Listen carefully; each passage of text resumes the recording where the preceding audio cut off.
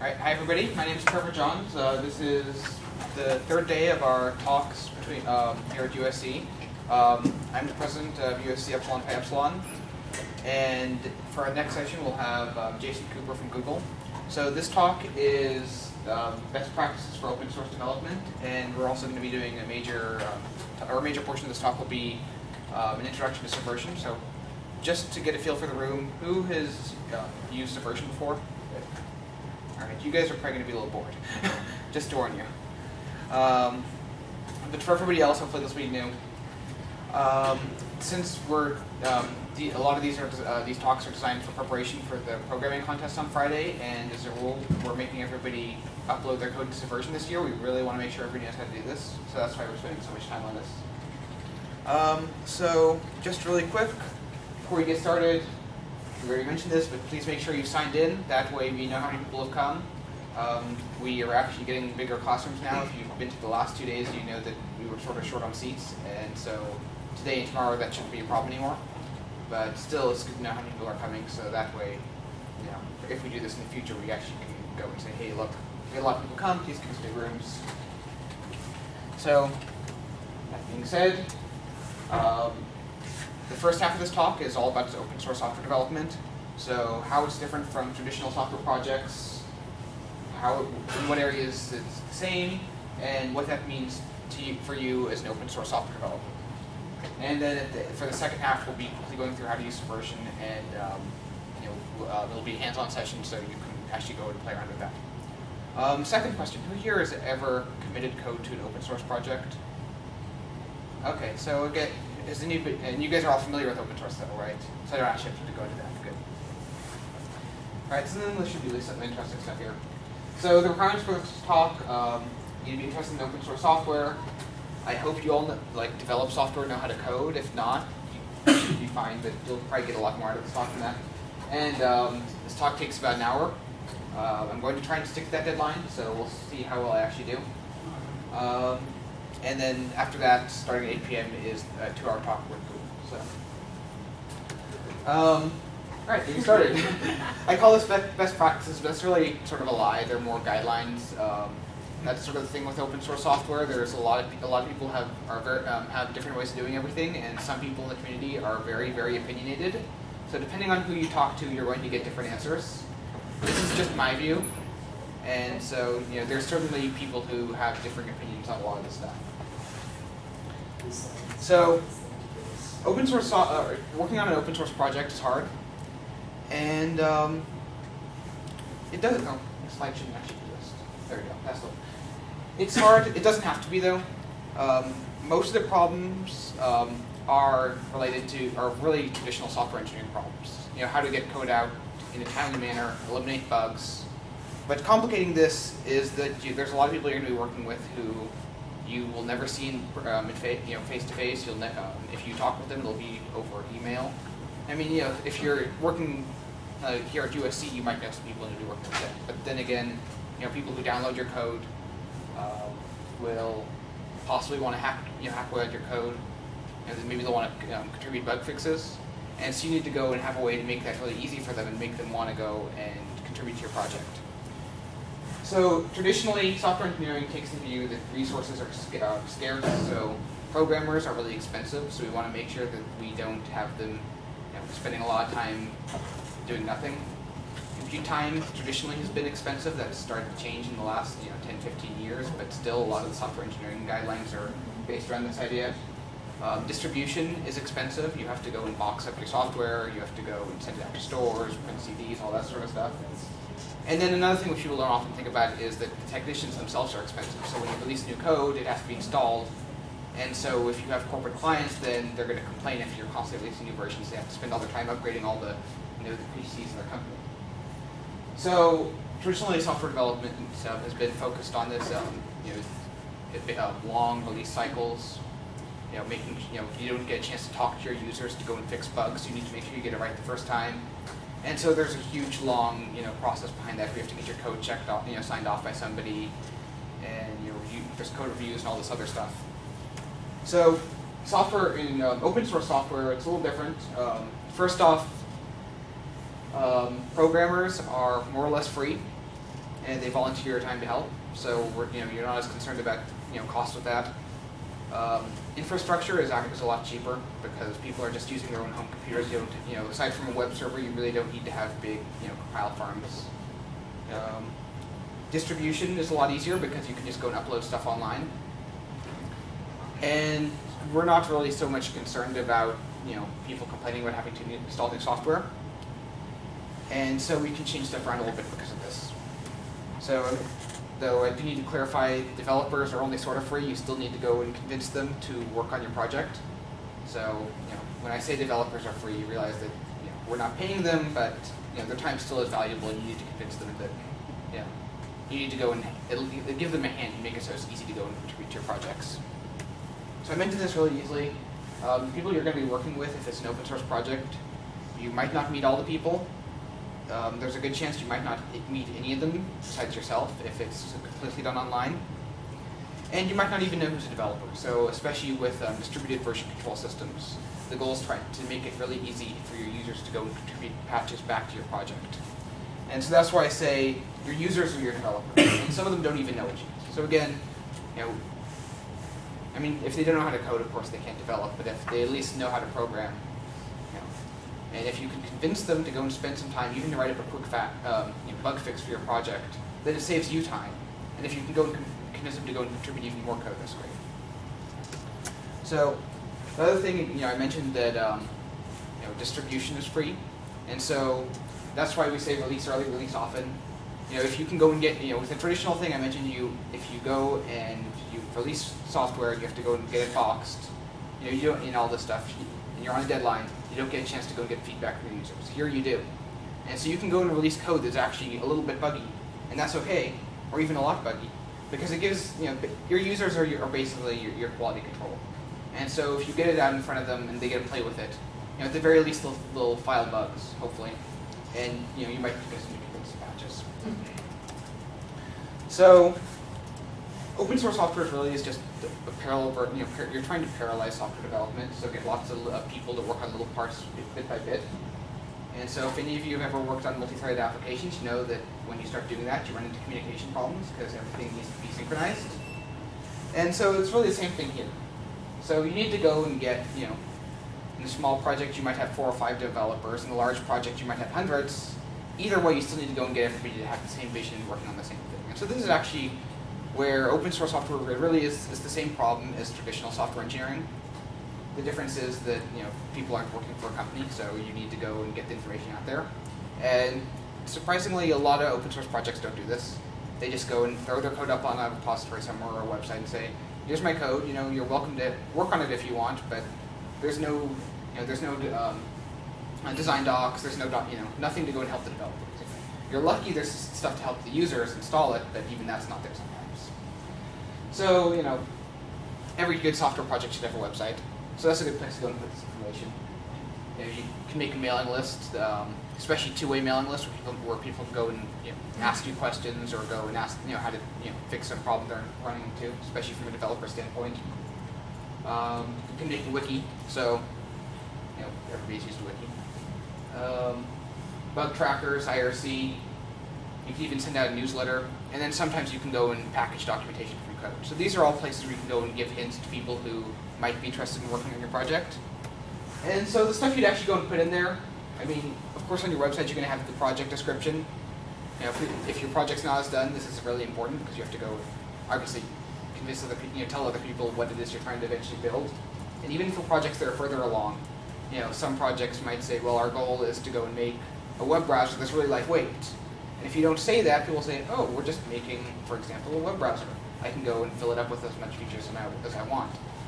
And so, that sort of thing. What's the end goal of your project, not just where it is right now? Of course, for your users, you need to have news and recent releases, and user documentation on how to install it. Design documents. If you're, want to get your name out, marketing material needs to be distributed to other developers. Planning, scheduling, coding standards, so everybody goes and knows how to make the code not look like a mess. If it's a really big project, who owns what files, that sort of thing. Bugs, I mentioned you should have a bug tracker. How to obtain source code, so not just from version control, which is what we'll be going over in a minute, but how to download a nightly snapshot, because not everybody knows how to use it. That's why you guys are here, right? How to go and contribute code back afterwards. So we're not really going to be going into that too much, but if you don't have commit access to a repository, people need to know how to send you patches. And there's actually, you can just run the diff command and then undo that using the patch command. And so just instructions on how to do that. Again, that's really sort of outside the focus of this talk, but and then of course links to all other stuff. So bug databases. Users can, of course, send bugs to your mailing list if you have one, and for smaller projects, that's a good idea. But once you start to get bigger, and especially if you have any other developers working on this, and like I said, any of your users could become a developer, this all needs to be indexed somewhere. And so that's why I think even for smaller projects, if you're actually serious about it, you should have a bug database. And the important part is that you can search for bugs, not only if you know what it is you're looking for, but just get a list of open bugs and see what's easy. And so if somebody just wants to go and, I have a couple hours this week and I just want to go and help these guys out, it should be easy for them to find something that needs to be done. That's how I say use it for more than bugs too. It should be used for feature requests, enhancements. If people have patches to upload back into, put them in there. But so that way, it's not just bugs. It's like a to-do list for a project. And so some of the examples that are out there. Bugzilla, if you've ever, this is made by the same folks who make Firefox, and so it's a great bug reporting tool. Mantis is another one. Track has been popular in the last few years. And then Google Code also has, for their project hosting, has an excellent bug reporter in there too. And then especially as projects start to get bigger, it's nice to go and have an automated build system, so when people go and break something, it notifies and tells them it's broken. And then if you have unit tests in there too, it'll go and run those tests as soon as new code's committed. And so this way too, if you have a lot of people working on the same project, it eliminates confusion and people don't go filing bugs, when in reality the project was just broken for 30 minutes because somebody forgot to include something when they uploaded stuff. And so, some examples of this, really the best system out there as far that I've found is BuildBot, and it's sort of, for open source stuff, I think it's sort of a standard. Tinderbox is out there too, that's also made by Mozilla. Sort of hard to deploy, so you don't see many people besides Mozilla using it, but it is out there. And just so you know what these look like if you ever run across one, this is the one for Django. And so, just really briefly, each one of those columns is a computer that's building the code. And on the left, if there weren't any recent changes, it'll go and put the username of whoever checks in the code, and it'll go and build it. And so, over here, you see that this one, which is SQLite build of this project, failed. And so ideally what will go and happen is it'll go and send out an email to the developer, or at the very least somebody will notice this, and they'll know it's broken and they have to fix it. So, I just wanted to get you guys familiar with this stuff. Like I said, most of this talk is going to be focused on version control, and specifically Subversion.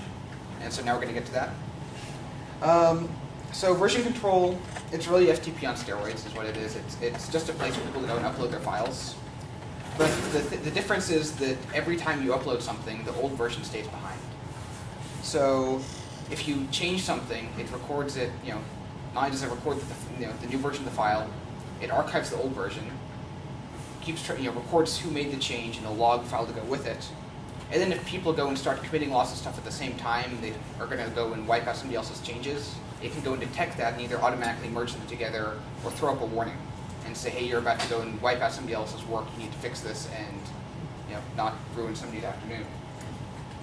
So for large projects, this is essential because there's just so many people committing code. You need to make sure that it all, you need to have somebody, you need to have, first off, a server for people to upload to, and the merging that I just talked about is really beneficial. But even for small projects, I think it's really helpful. I don't think there's a project that is too small to use this. I use it for all my homework.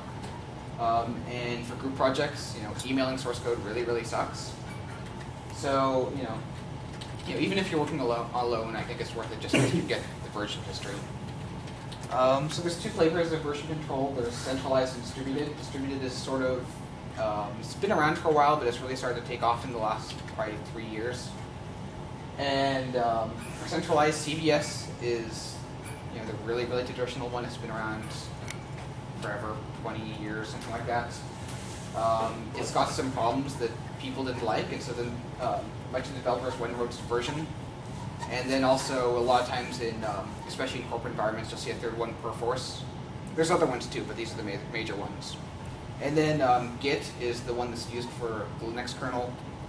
Mercurial is somewhat similar to Git, but yeah. And then Darks predates both of those, but it has a slightly different mode of operation. And so I'm not going to go into the distributed ones too much because those tend to get sort of complicated.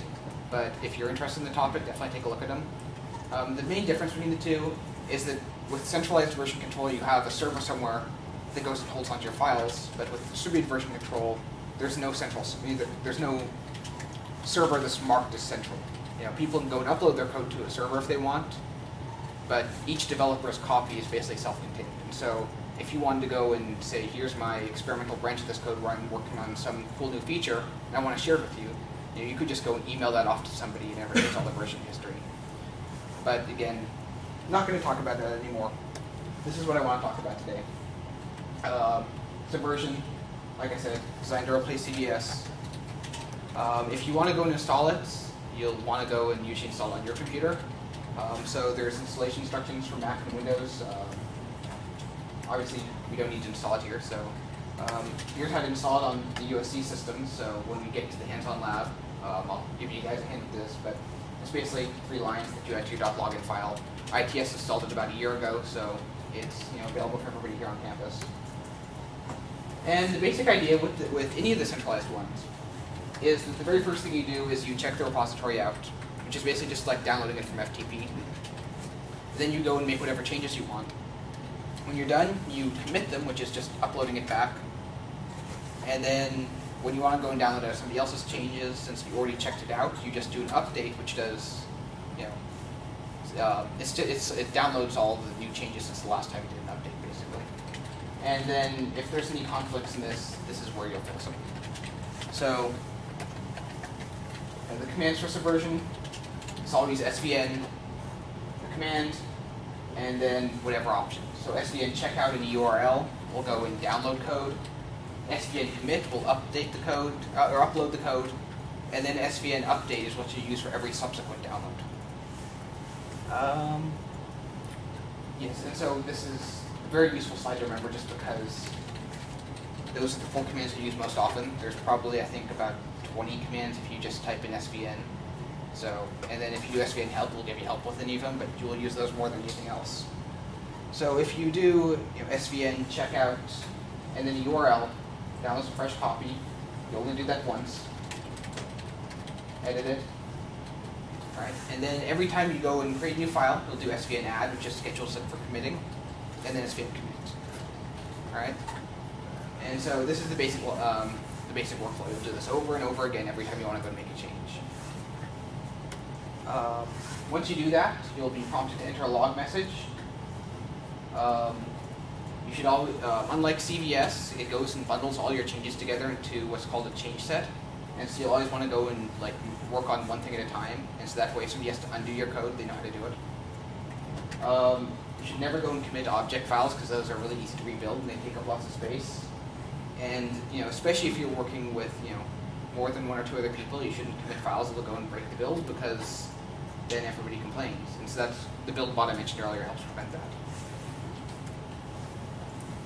So svn update is the exact opposite. It downloads all the changes.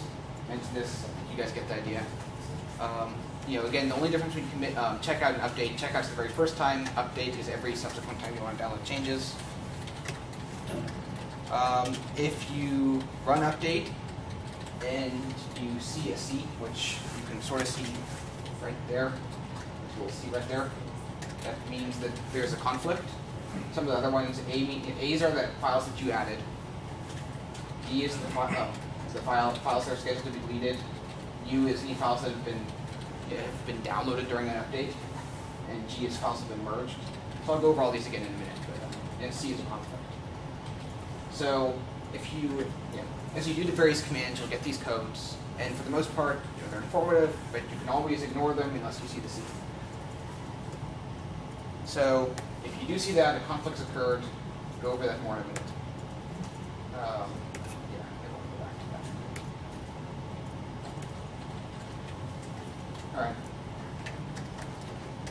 So there's the list of commands. Some other ones that are useful. There's import, which is the very first time if you're going, you've been working on stuff on your local computer and you have a big batch of files to load in for the very, very first time. You can use that. SVN revert lets you undo anything. So if you want to go and say, hey, I broke this, give me the version from a week ago, you can use that command. Status gives you all those codes, the A, the C, and all those that I showed you a minute ago. Log shows the change log, which is, again, every time you commit, it'll go and ask you for a log message. So basically, that's just a list of all the past commits that have been made. And there's some other ones like blame, which shows you who changed line by line, and then all the Unix commands like move, copy, etc. So, just very briefly, so the very first time you use it, if you log in, it'll ask you, SVN CO, that's short for checkout, and a username. It'll go and ask you for the username and password. You enter that in, and it'll download whatever files that exist on the repository. All right. If again, in this case, it's empty, so you can use the import command, or you can just go and add it all the way you normally do it, which would be with svn add command. So we do svn add star. Star is a wildcard like anywhere else, and it schedules them for inclusion. And if you do an svn commit, it will go and upload it. And it'll ask for a log message, and you're done. And it upload, and then after that, this is just as if you'd uploaded it to any other server. Everybody else will be able to download it. Editing files, you just go and edit in a text editor. Here we've gone and edited the README file there, and created a new file called newfile.txt. With edits, you don't have to tell it that you've edited the file. It'll go and pick that up automatically. When you add files, you have to use that svn add command we used on the last slide. And then once you're done, you do svn commit, enter a log message, it all uploads, and everybody else can see it. All right, so conflicts. I wanted to go back to this example there. So let's say two people are editing the same file, and so here we're editing a file and somebody else has edited at the same time. So new file.txt, for us, as far as we know, we're the only one who's changed it, but the server, somebody else has gone and just done a commit, and we're about to go and wipe the work out. So when we do a commit, we'll say, transaction is out of date, commit failed, right? And if you do an update to go and get whatever changes somebody else has made, you'll see the C, SVN, and that's the C right there. So that means that there's a conflict, and we need to fix it by hand. And so in this example, right, we go and print out the file. So here, so say we use Vim or Emacs, whatever you like. You'll see these right and left arrows, and they'll say .mine and then a number beneath it. So these are called conflict markers, and so this is what I typed in, and you can see it right there. And then this is what somebody else typed in earlier. And since it's on the exact same line, there's no way you could possibly go and merge it without destroying work. And so what you'll have to do, decide which one you want to keep. So I want to keep my change just because I like mine better. I want to get rid of the other person's work. You'll get rid of those conflict markers and make the file look just the way you want. Tell it that you fixed it, so that's just the command svn resolved, and then the file name. And then this time when you do the commit, it'll actually work. And so as you can see, it says committed to version 6 right there.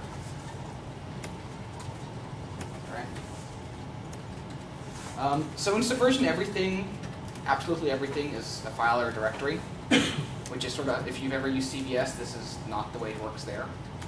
And so what people often want to do is they want to either make a branch of code to go and work on something without, independently of somebody else, or they'll want to tag stuff. So if you release a new version of your software, or you take an assignment and you submit it to your professor, you want to know what the repository looked like when you did that. And so that's what branches and tags are for. And so in this case, we want to go and say, okay, this is an example that I used for a homework assignment. And you say, okay, I want to take everything that is in the trunk, which is the working copy that everybody sees, I want to just go and tag everything there as, in this case, P2 submitted. All right, it's just a name. I just thought it up. All right, and so all you do is you do svn copy, just like you do with the command line, and you'll give it the URL of the trunk copy and the URL of where you want to move it to or copy it to. And so we're copying it from trunk to tag/P2 submitted. And so this is something I didn't really go into, but every repository has at the top trunk, tags, and branches. They're just directories, just like anything else. And so we're just making a new folder under tags with the contents of trunk. So you could do this at the command line on your own computer, and it would make a copy of it. Except here, it doesn't cost you anything as far as space goes. It's a soft copy, so it takes up a couple bytes of space. Whereas if you were to copy this, and if it was a 50 meg file, it would use up 50 megs. So you can go and make, if this was not on Subversion, so you can make as many branches and tags as you want, and it costs you almost no space. So this is something you can just do because, for what you feel that it would be useful to know that this was what it looked like when you submitted it. So. Because when you do SVN copy, it also keeps its change history, right? Yes, yeah. SVN There's the SVN log command, which goes and shows you all the past changes, and so when you copy, it goes and since it's a soft copy, it's really just a pointer to the original file, and so all the version history is still there. If you want to go and pull back, if you're in a branch and you want to go and revert changes to a file to like maybe what it was 6 months ago for whatever reason, you can still do that and it knows how to do it. So in this case, if we want to go and say, we want to go and do a complete rewrite of our code, we have 2 other developers who don't want to, who are going to be continuing to do maintenance on their regular version, and we don't want to go and disrupt their work. That's what the branches folder is for. And so here, just like before, we copy from trunk to branches / in this case a name I thought of experimental, exactly like the tags, but it's just a different name. And then I can go and work in the branches and tags directory. So there's nothing that goes and stops you from editing files in the tags directory, though you're not supposed to. Some people actually go and choose to go and configure their repository so it won't let you, but by default, they're just directories. So if you really wanted to, you could go into tags and change it. So just by convention, we say you never do that. You only make changes in trunk and branches, and then in tag, once you put something in there, you leave it for all eternity. And then if you want to switch and take and edit files inside of that branch, which we just created, the command is svn switch. So svn switch and then the URL. And so this is, if you look on the previous slide, it's the exact same URL. So here was our server / branches / experimental, and exact same server / branches / experimental. So we can go and make whatever files we want. And if we switch back to the trunk, the files come right back. So again, just to demonstrate that whatever changes you make in a branch won't affect the other branches, and it won't affect people working in the trunk. So it's just switching back. All right. When you're done with a branch, you will probably want to get rid of it and merge your changes back into trunk. So this would be like, to use our example of rewriting our entire project from scratch, we want to go and make that the current version now, the current trunk. So there's a command called svn merge, which will do this. And so it's svn merge -r, and then this is, you actually have to go and look through the log and find the revision you first created the branch at. So we just happen to know, because if we go back a couple slides, it says when we, back quite a few slides, when we made the copy, it was revision 8. And so if you don't know that, you actually have to go and look through the log and find it. And so that's one of the annoying things about it, about this version. But aside from that, once you know that number, you say merge from 8 to head, which is just your current working copy, and then we're in trunk. We give it the URL for the branch you want. Hit enter. It'll go through there, look at the history, find out what's changed, build up a diff, and then apply it to the current directory. And so the end result is the current directory, which is trunk, will look like the branch that you just told it to merge from. And then when you're done, again, last thing you do, you always commit to go and synchronize the server. And then when you're all done, since it's just a directory, you just delete it like any other file, svn, rm, and gone. So that was just a very, very, very quick run through of everything. So now I actually want to go and show you guys how to do this on your own. So I'm going to switch to the lab computer. Try to anyway.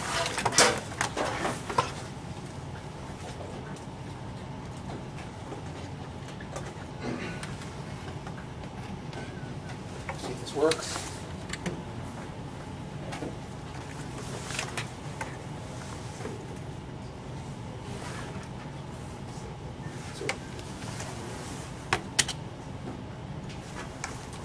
This goes to that box. Oh, yeah. What did you say? Yeah. My picture there. Why would there be a Windows software? What is this?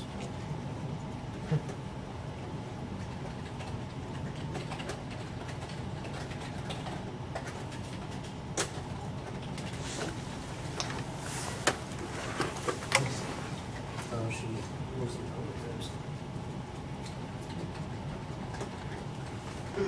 Aha. Alright, yeah, you do a lot of foots.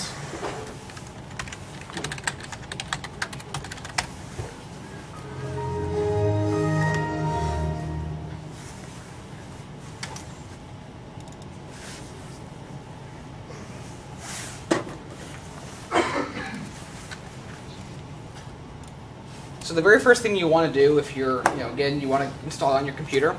So we're just going to go ahead and install it onto, one of the USC servers. So where did they put it on here? Just going to go ahead and launch PuTTY. There it is. And connect to my Looter account.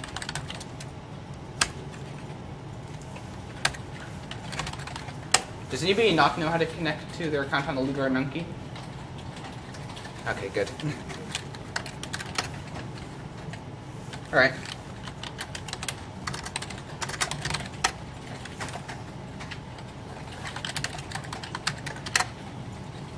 There it is. So pretty much all you have to do to install it on a USC machine is just add these 4 lines. Can you guys read that in the back? Sort of small? No. Unfortunately, I only have one projector, so. Do you have a URL for it? Huh? Well, it's already installed, so Huh? they're just adding the For the command though, so they don't have to type that from the board. Are the slides online? Slides are not online. It's really big. What's you got the groups? I can go. Yeah, you can post on the group. I can. Yes. For all of us to The Oh, this- yeah. login file. Huh? So That Yeah. was usually high too.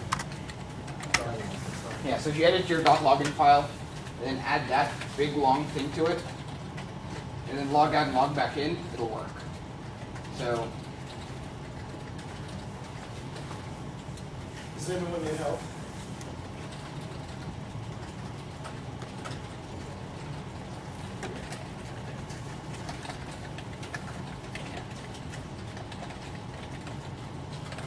I have no clue what you guys are done. So This is for the end of the type. yes.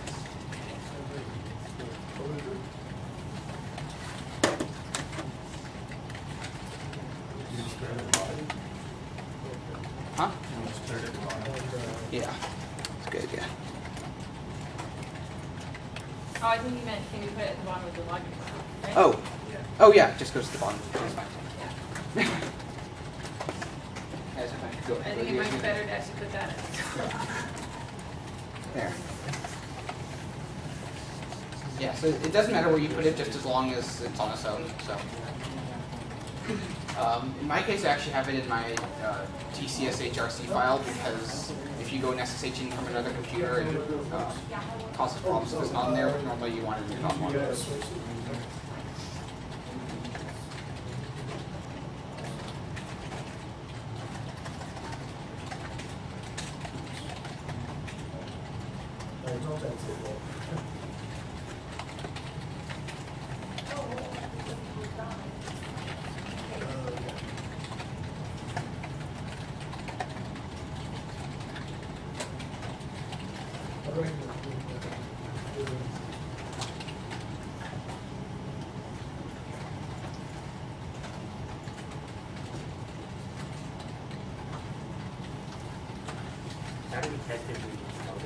Alright, yeah, so once you guys have it all done, if you'll have to log out and log back in real quick, but then if you just do SVN,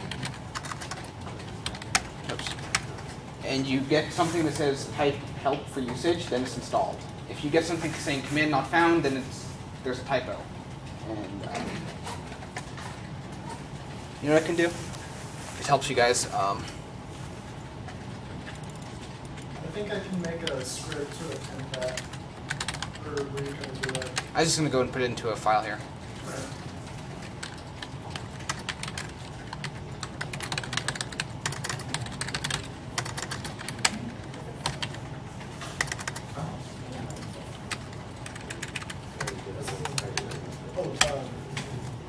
So if you guys go to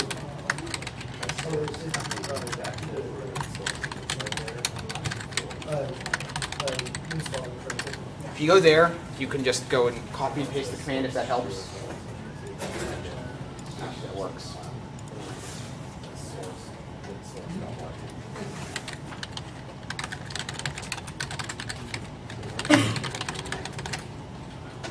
Oh yeah, of course.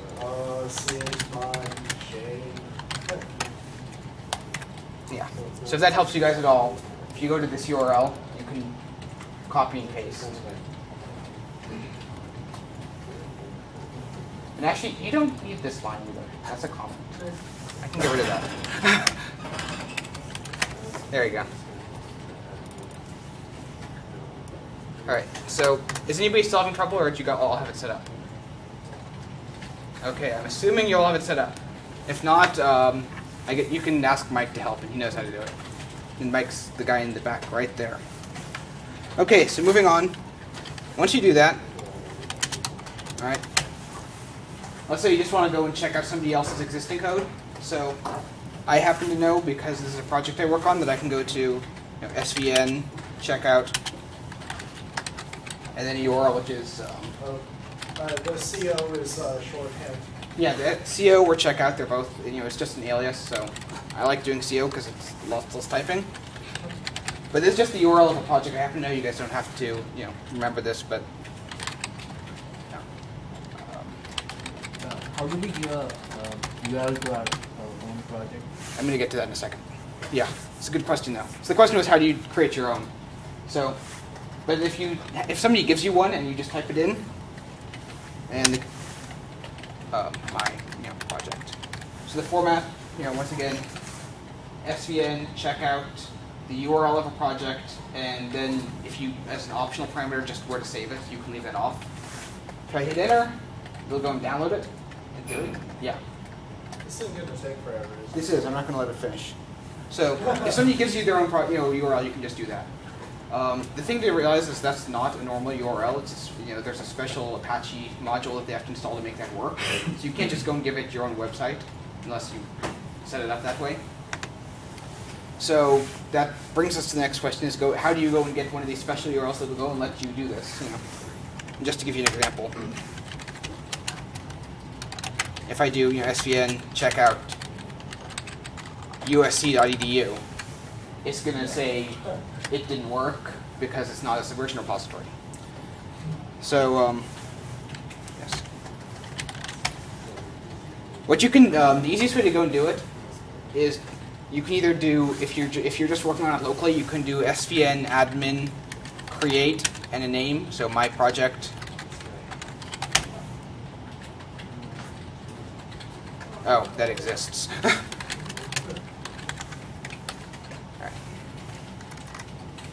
If If it doesn't exist and you do that, and you do svn admin create, and give it a name, it'll create a new folder called My Project, which is just, it's basically a database is all it is. It used to use Berkeley DB, but now it uses a custom format. And so then you can do svn checkout file : / you know, and then the whole path. So it's like, I'm just leaving money home. You know, / my project. And then I have to give it a new name.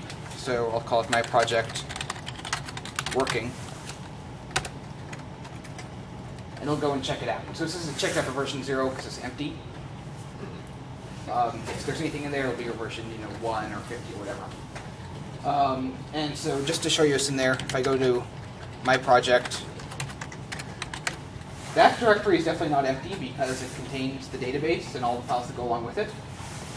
And so you can't just go and directly go and edit any of these. You have to go and check it out. And so then if I go to the My Project Working directory, that is empty like we'd expect. And so then I can go and create new files and put them in there. And so then if if I do, echo hello world,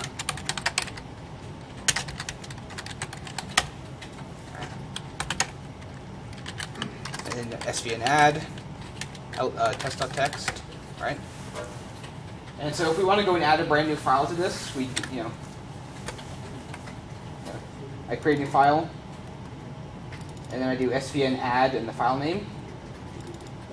It says, it replies by, there's the A that says it's been scheduled to be added to the repository. And so even though this is on our own local account, we still need to go and tell it to upload it to the repository in the other directory. So that's that svn commit command that I've mentioned like 50 times already. It'll ask for a log entry, which is, it doesn't say log entry, but everything down here is the list of changes that you've made, and I can say, That's just for your notes. Added I would do, my new file. I would do -m. Yeah, you can do that. -m's a lot quicker. And I save my file,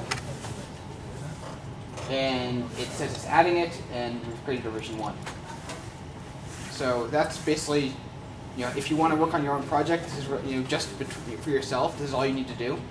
Is just go and do svn admin create. It'll make the repository for you. And you can go and make subfolders in there, so you can just, what I usually like to do is I make a directory at the very root of my home folder called .svn root. And then I'll make, CSCI, 551 project 1, or 555 / project 1 will be a folder I've created in there. And so that way just all my homework gets saved all there, in there. So if you actually want to go and share it with somebody else though, that won't work because nobody else can go and write to your home directory. Hopefully. Yes. Hopefully. So, and this is actually what we're asking everybody to do for the contest too. There's a wonderful website, code.google.com. Yay. And if you click on project hosting right here, what you can do, Google will go and host any open source project you want. So this is a bad idea for homework because everybody can read it because they don't let you lock it down. But if you want everybody in the world to go and get it, this is a great website. And so if you sign in,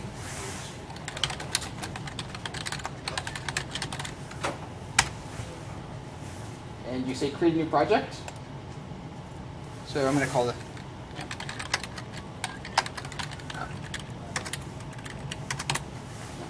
John. You just give it a name, and so this is what the URL is going to be.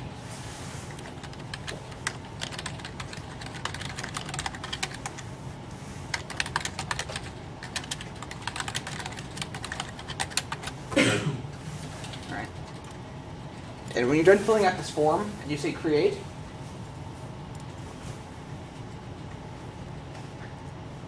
it creates the project for you. So by default, it's very empty because you have to go and fill it up with awesome stuff. Do you want to explain the license at all? Yeah. All right. So when you do create it, it's under administration.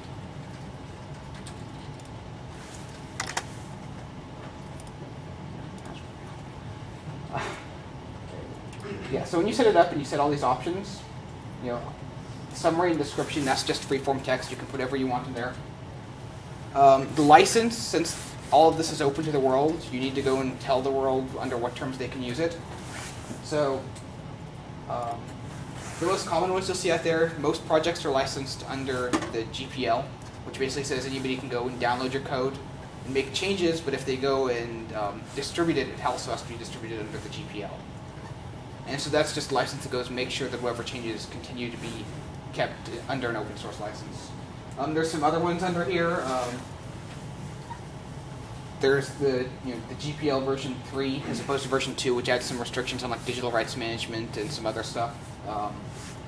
BSD is just... Yeah, there's the lesser GPL, which is for like libraries you build. So that says copies of the library have to be open source, but people can go and link into it. So like in the GNU compiler collection, GCC is licensed under a license like this. So people can go and link against the libraries, and their code doesn't have to be open source. But if they change GCC itself, then that has to be open sourced. The MIT license and the BSD license basically just say that people have to attribute your work. So if you say copyright 2005 your name, they have to go include that in their documentation, but they're under no obligation to keep it open sourced. And then the Apache license is very similar to that one. And then the other ones are just small variations. So there's the artistic license, GPL v2. And the Mozilla license. So if you really want, you can read up on more on those. If you do use them, I really recommend reading them so you know what rights you're giving away. But you'll notice that there's no option there for no license. So when you use this, it actually has to be for open source stuff. So, and then labels in here, that's just like tags. So if you want to make it really easy for somebody to find your code, you can go and say, labels. This is a test project, so I'm going to label it test. For a Windows project, I can go say, it's Windows, whatever other, just, keywords for people to find it. And then the rest of it is just, basic configuration. So if you want to add links to your homepage for the project, or a link to a Google group, or a blog, or that sort of stuff. Or if you want to set up a mailing list that every time somebody changes code, it sends out a mass email to a mailing, somewhere, you can go and configure all that stuff in there. I think it's pretty much all straightforward. So, if you want to go and add anybody else, so by default, anybody can, since this is open source, anybody can go and download the code. But only people that you authorize are allowed to go and make changes and run that commit command. And if somebody else tries to do it, it'll say their password's not recognized. And so, I mentioned earlier that you need to go and have a way for people to go and contribute code to your projects if they're not on this list. If they're on this list, they can just run commits, so there's no problem. If they're not, you'll have to have some email address where people can go and send it to one of the committers on your project, the people who are in this file, in this list, and they can commit it on behalf of the other users. And so usually a good way to do this is to use the bug tracker, which I'll get to in just a second. And the difference between project owners and project members is project owners can change administrative settings. Only Gmail address? No, actually, it used to be that way. They changed it. I don't know when they changed it. But it now works for any address that's registered with Google. So it has to be a Google account. It has to have a Google account, but it doesn't have to be a Gmail address. Which is a little bit of a weird thing. Yes. That you can actually sign on to Google services without having a Gmail now. Right. But yeah, so just when you click sign on and you say create account, if you create an account using some other email address, you can use that. Yeah. But it does have the account has to exist because otherwise they can't get a password. So if this is an actual open source project, you have files people want to download, so you can put those in there. You can go and configure settings for the wiki. There's all these other settings. They're fun to play around with. But and there's the delete button. That's sort of important if you're making test projects. So anyway, back to now that we've created this, if I go to the source tab, it went and assigned me a URL right there.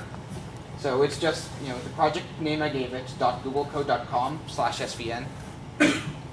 And again, by default, all projects have those 3 folders at the top, trunk, branches, and tag, and so that's why trunk is at the very end. And so if I go back to Aludra, and I say svn checkout, or co, either one, and then my big long URL,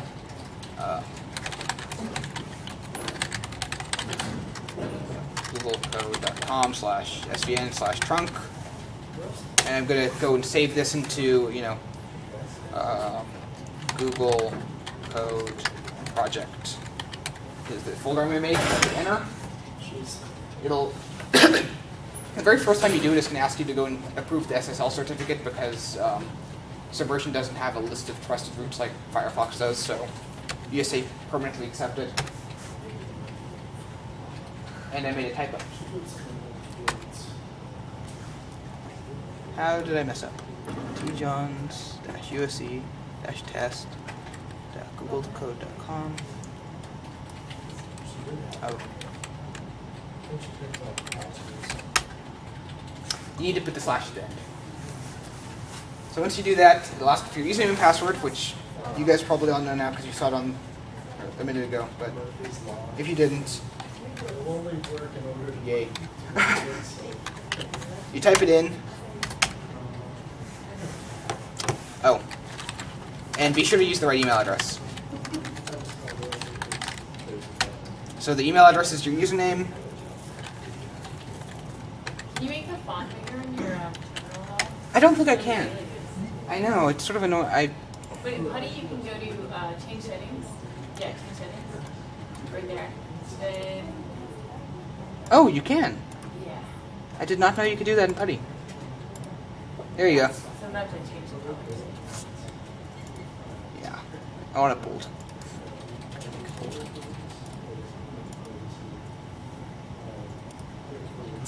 There you go. Hopefully that's easier to read. Okay.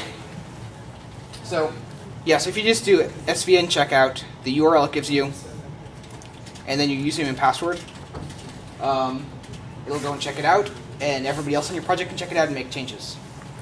One thing to go that's important, your password is not your normal password. You have to go and click here and get a googlecode.com password, and it's a random string of letters and numbers. So, but anyway, once you do that, you have a repository, you can go and add files just like before, so I make a file, I commit it. This time, if I just do SVN commit, it'll ask for a login message like before. You can also just do -m and type in a log message, so added my new file.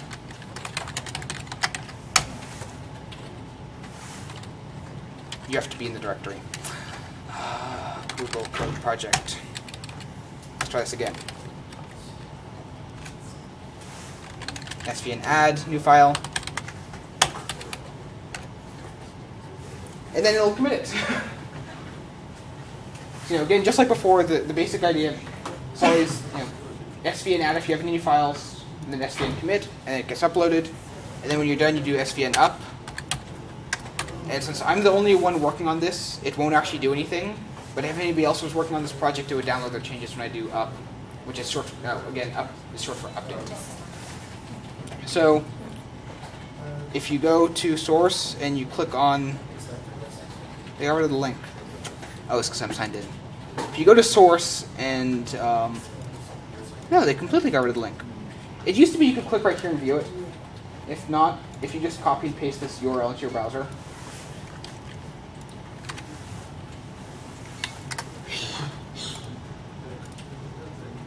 If you can copy,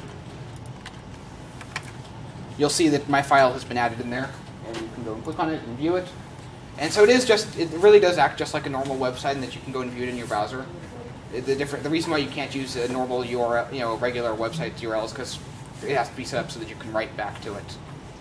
So, this way, if anybody else doesn't have Subversion, they just want to grab a file, they can do that. So, some of the other things, just like I mentioned before, if you want to remove a file, it's SVN RM, and then the file name, whatever you called it. And if you commit that, deleted my file.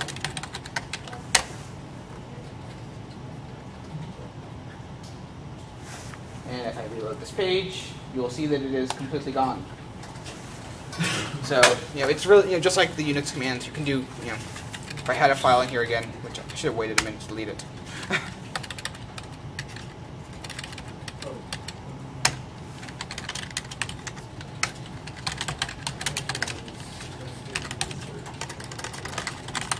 Oh, actually, no, this is a great example to show how to restore a did file.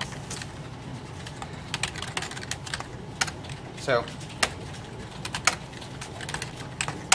if I delete my file from the server and it's completely gone, right?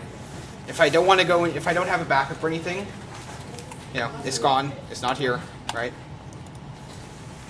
But if I go to if I do svn log, and I'm going to pipe it through less just because there's usually a lot of output. In this case, there won't be, but we'll go and say, here's all the previous revisions. So here's where I added the file. Here's where, the reason why it doesn't have me deleting it is because I didn't do svn up. Don't forget svn up. There we go. So this is where I deleted the file. This is where I added it right before that, and this is the very, very first revision. So everything's in reverse chronological order, and all this information is still back in there. So if I say svn update, up, and I say I want to take a look at what this looked like in revision 2, which is where when I added my file, right? I just basically rolled back to the clock of my repository, and I can see exactly what it looked like at revision 2. Or you can also give it a time, so you can say like 2007, January 1st, 31st. If that date had existed, I didn't just create it, that would work. But the catch is though, you can't actually make any changes if you do this. So if I were to go and edit my file,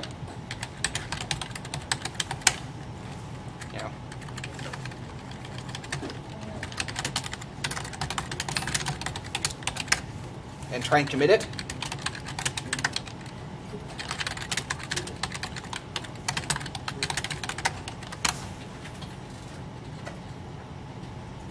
it's going to say it failed because the file doesn't actually exist on the server, right? I rolled back, I'm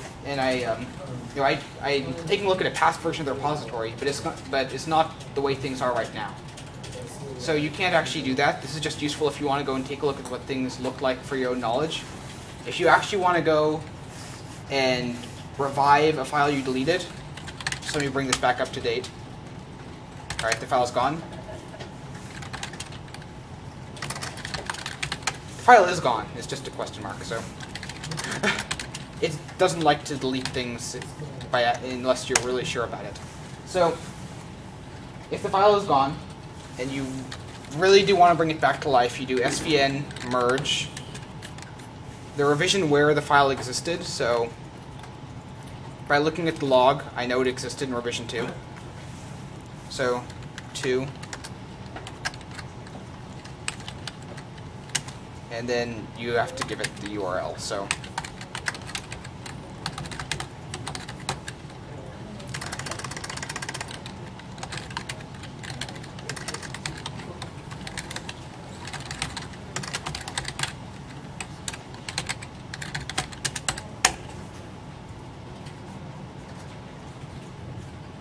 I forgot the slash. Oh, and it's in reverse too. That's right. In the slide it was 2 to head, so I'm saying that was where I was going from a branch to the trunk. In this case I'm going from a past revision to trunk, and so I'm basically running in reverse. And so you have to reverse those arguments. And so basically I just replayed all the changes between revision 2 and what I currently have.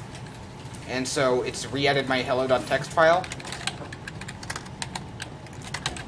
And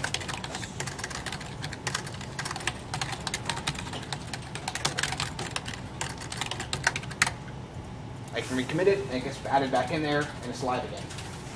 So that's basically all there is, all the major commands you'll want to do. So if you do svn help, add we went over. We went to copy we used. Where is it?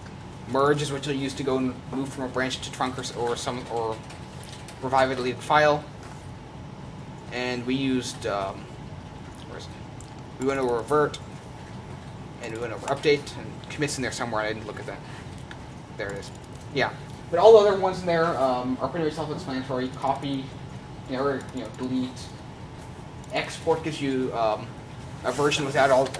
Actually, I don't want to probably go into that because I'm running out of time, or am out of time. But if you actually do ls-a, you'll notice that every Subversion directory has a .svn file, which is where it keeps various metadata about what you're working on. So export gets rid of those. Info gives you information about what the current version is. There's some utilities in there to go and lock a file if you don't want other people to edit it at the same time as you. And here's the resolve we mentioned earlier. And so if you do svn help on any of those, so svn help, commit, it'll give you more information. And if you really need more information, there's an online site, which is my very last slide. Let's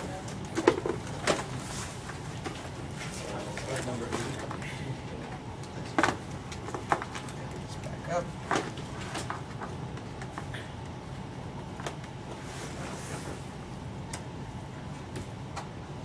So the very last slide, if you go to svnbook.redbean.com, it'll go and tell you in detail how each and every one of these commands work. So if you, like the merge command in particular, that one, even I have trouble remembering the arguments to, so that one, it's just a good free reference if you need to look up how anything works.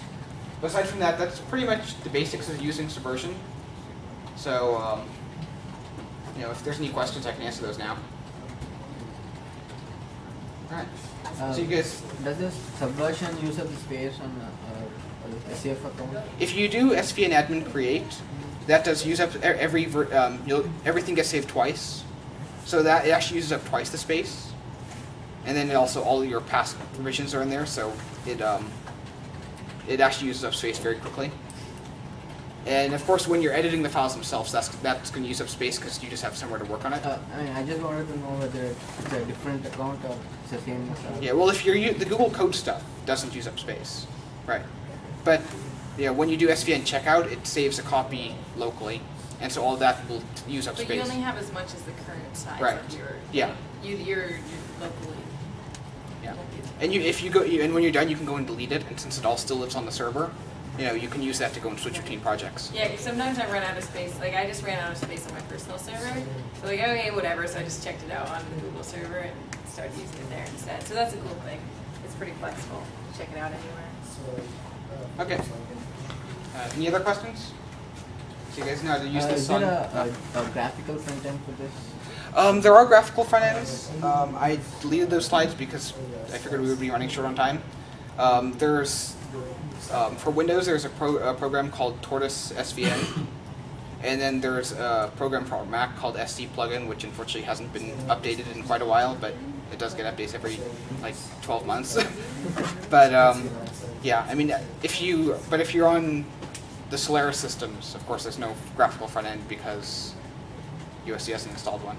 There are ones that exist though. Oh, I don't know if you showed it, but they recently added to Google Code the ability to look at every revision in the UI. Yeah, you should show it. I have not seen that. Are you using this one still? Oh, okay. Just go to the browser. I'll go to one of my things. It only got launched like 2 weeks ago, and it's pretty nifty.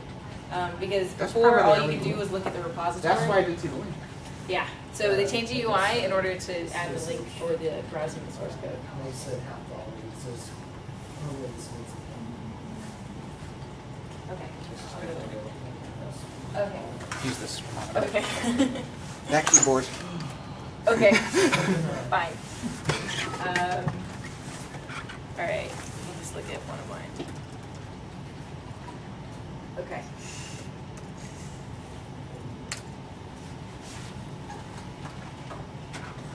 Okay, cool. All right, so this is an account I have for a bunch of Maps API samples that I write. So we go to the Source tab, and then we go to Browse. Oh, that's where they moved it. Okay. Yeah. So we browse, which lets you, this one just lets you browse the current state.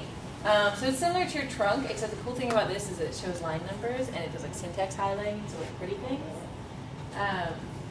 And then the changes actually lets you look at the previous revisions, which is something you were never able to do in the front end before, so that's really useful too. So I actually think with these two things combined, I would recommend just using command line and then using like what you can get out of here. Now obviously maybe not all your SVN projects may go out Google Code, but it's pretty cool. So I can go, let's look at some file here, right? So this is pretty cool. It shows you the code with the line numbers. Great thing is they made it so you can copy and paste and not have the line numbers in it, which is a little UI tweak. And you can see the change log here. Let's see what happens if I go with that. Yeah, I have really crappy messages because this is just for myself. Don't make log messages like her. I know. No, that's the thing. As soon as this came out, I was like, shit, I gotta make my messages good. So now, like some of my more recent messages actually have, because I have a system right now where my message is just the first like 2 like big letters of the name. So yeah, it's really bad. But now, because this is one it's mostly maybe me and one other person. For the other accounts where it's actually multiple people contributing, I have much better messages. So then we can look at like all versions of this file, and then we can look back here. Okay. All right. You know what? Fine. We'll look at one that maybe has decent messages. Yeah. Good. See, always teach people what not to do. I've just done that. Very nice. So this is a thing that actually external developers contribute to. So let's look at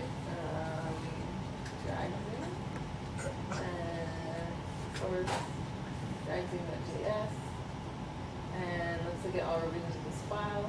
So that there is some decent messages. All right. So besides those other ones, look, there's some actual messages here. Trying to fix that bug, trying to fix the AU bug. That'll be probably half of your messages if you're doing any web project anyway. You just kind of, copy that. I'm not sure what exactly those changes were that he was doing. But you can see, so it starts off as me, and then, yay, I got an external developer to help. Happy day. And I'd say, in general, I actually prefer making much longer log messages than that even. Well, like my strategy is like if the diff is really descriptive, like if just being able to look at what the actual change in the code is, then it's not like too big of a deal. But if you have a bug tracker, you should usually say, I'm trying to fix this bug or this bug number fix. Oh, let's check this guy. This one I don't think I need to touch this bug. Look at this, look at this. Yay! That's much better. That's just one code. Go, Joe. Okay, so there's a good example. So actually, we have to move on Yes, now. so But we're out of time, so. But it's actually really useful. We use this the issue tracker for tracking all the Maps API issues, and it's great because you can like sort by which version. This Maps API comes in all these different versions, so you can sort by which version the bug was introduced in and which version it was fixed in. So you can like pick the perfect version to use. You can see what browser it affects, stuff like that. So the issue tracker in Google Code is amazing. I love it. Yes. I wish I could like use it for my life. I'll like file bugs about my life. Well, my life is open source, right? Yeah, that's true. Okay, I'll do it. Yeah. What version of your life are you? Oh yeah, we have issues. Yeah, so actually, just to go over some of the things we went over at the beginning, there's actually information on like coding conventions in here, how to actually get the files out of SVN for people who want to go and contribute. So they're You guys should come contribute to my library. Yeah. It's a fun library. Yeah. You can add better messages. And yes, all that stuff. So, any other questions?